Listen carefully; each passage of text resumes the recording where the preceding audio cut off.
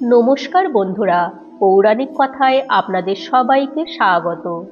ভক্ত বন্ধুরা, আমরা অনেক সময় ভাবি আমি তো জপ করি, পূজা করি, মন্দিরে যাই, ধর্মকথা শুনি, তাহলে কেন মনে শান্তি নেই? কেন ভগবানের উপস্থিতি অনুভব করতে পারি না? সত্যি কথা বলতে কি, ভগবানকে পাওয়া যত কঠিন, তার থেকেও কঠিন হলো তাকে ধরে রাখা। অনেক সময় আমরা ভগবানের কৃপা পাই, জীবনে অলৌকিক পরিবর্তন দেখি, কিন্তু নিজের কিছু ভুলের কারণে আবার সেই কৃপা হারিয়ে ফেলি। আজকের এই ভিডিওতে জানব 5টি মারাত্মক ভুল, যার কারণে মানুষ ভগবানকে পেয়েও হারিয়ে ফেলে। শাস্ত্রে বলা হয়েছে অহংকারী পতনের মূল। শ্রীমদ্ ভগবদ্ গীতাতে ভগবান শ্রীকৃষ্ণ বলেছেন, অহংকার, দম্ভ, ক্রোধ এগুলো মানুষকে ঈশ্বর থেকে দূরে সরিয়ে দেয়। যখন কেউ একটু জপ তপ করে, একটু নাম করে, একটু ধর্মীয় জ্ঞান পায়, তখন অনেক সময় মনে হয় আমি অন্যদের চেয়ে ভালো। এই আমি শব্দটাই ভগবানের সঙ্গে দূরত্ব তৈরি করে। ভগবান নম্র হৃদয়ে বাস করেন, অহংকারী হৃদয়ে নয়। অহংকার মানে নিজের কৃতিত্বকে বড় করা, ভগবানের কৃপাকে ভুলে যাওয়া। মনে রাখবেন, আপনি যদি ভাবেন আমি ভক্ত, তবে ভক্তি সরে যাবে। কিন্তু যদি ভাবেন আমি অযোগ্য, তবু ভগবান কৃপা করেছেন, তাহলেই কৃপা স্থায়ী হবে। শুরুতে আমরা খুব উৎসাহ নিয়ে নাম জপ করি, পূজা করি, কিন্তু কয়েকদিন পরেই শৈথিল্য আসে। আজ ব্যস্ততা, কাল ক্লান্তি, পরশু মন নেই। এভাবে ধীরে ধীরে ভক্তি কমে যায়। ভক্তি মানে শুধু আবেগ নয়, নিয়মিত সাধনা।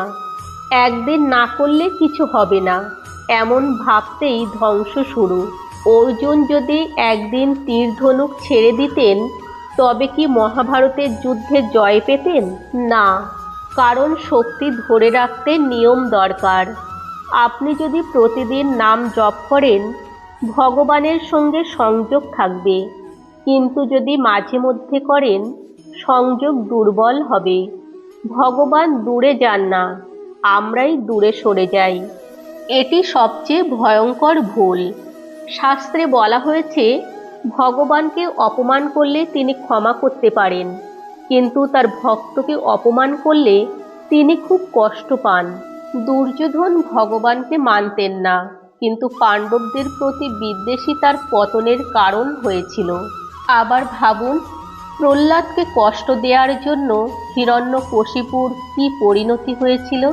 ভক্ত নিন্দা মানে শুধু মুখে গালি দেওয়া নয়, কারো ভক্তি নিয়ে ঠাট্টা করা, কারো সাধনা নিয়ে সন্দেহ করা, এগুলোও নিন্দা। যে হৃদয়ে ঈর্ষা থাকে, সেখানে ভগবানের স্থায়ী বাস হয় না।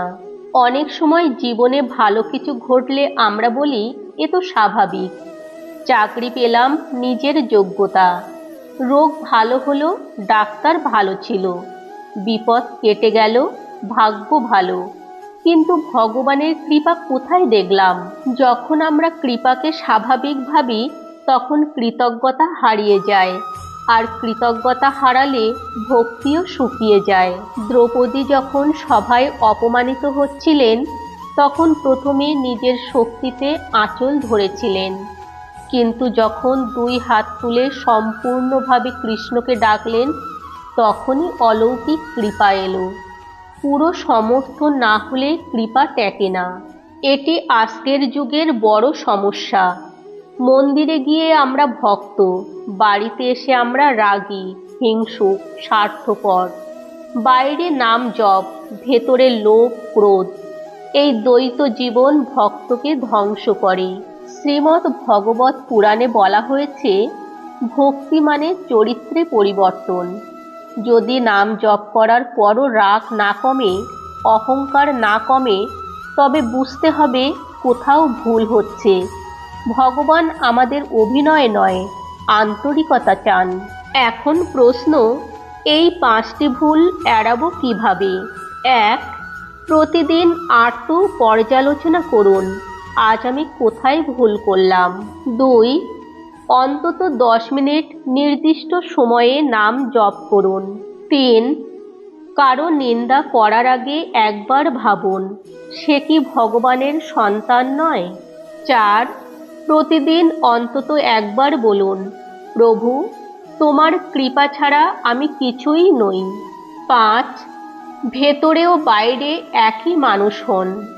ভক্ত বন্ধুরা, ভগবানকে পাওয়া কঠিন নয়, কিন্তু তাকে ধরে রাখা কঠিন। অহংকার, শৈথিল্য, নিন্দা, অকৃতজ্ঞতা ও দ্বৈত জীবন, এই 5টি ভুল যদি আমরা ত্যাগ করতে পারি, তবে ভগবানের কৃপা আমাদের জীবনে স্থায়ী হবে। মনে রাখবেন, ভগবান কখনো দূরে যান না, আমরাই ভুল পথে হাঁটি।